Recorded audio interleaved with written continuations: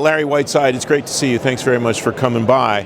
What is the difference between the cyber challenges that the warfighter has to deal with or should be thinking about today versus the back office, the infrastructure operators, those kinds of things? Yeah, so it's interesting, right? Warfighters today have to think about things completely different than they did a decade ago.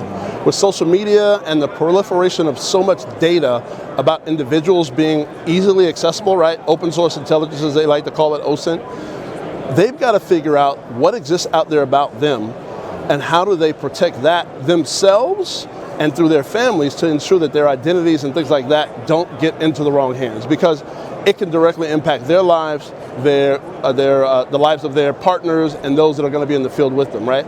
So that's a huge difference compared to the back end. The back office is worried about what is the data that we're putting in their hands that are going to enhance or basically interrupt their mission, right? If they don't get them the right data at the right time while they're going through their mission, they can actually cost either the warfighter their lives or cause the warfighters to actually end the life of somebody that's unintended, right? Mm-hmm. And so you've got these two different dichotomies that we're constantly challenged with in this space, from the warfighters to the back office. So is it fair for me then, maybe this is an overgeneralization, is it fair for me to say that the warfighter is thinking about cyber from a tactical perspective and the back office, the support, is thinking about it from a strategic perspective? They are. They are, because tactically when you're in the field, right, you got to go backwards and look at what are all the things that I did personally that are going to keep me safe here.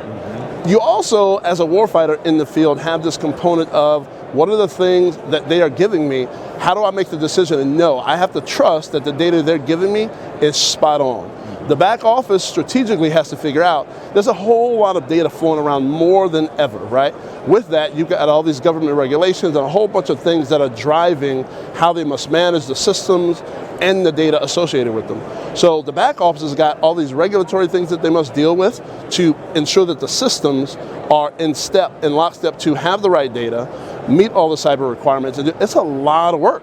And the reality is there's not a lot of training around it, there's not a lot of systems, and it is a long, long process. I mean, at the end of the day, the back office is creating books and piles of paper, right, in order to try and keep up just with daily updates. Right? There are 0 days that are coming out on a daily or weekly basis.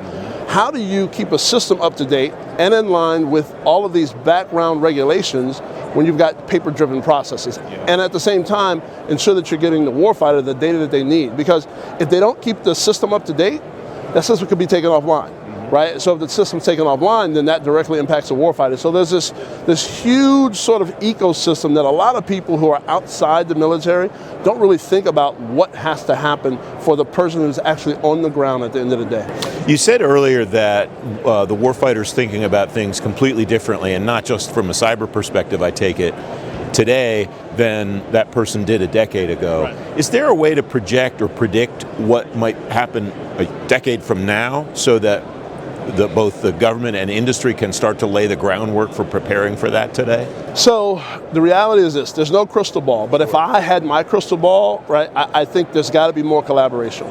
There's got to be more private-public collaboration with both the technologies and capabilities that exist in the private sector, because the private sector is moving fast and forward in integrating new innovative technologies.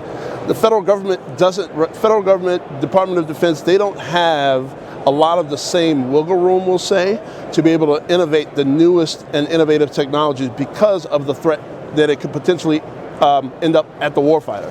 So we've got to find a way to sort of speed that paradigm up.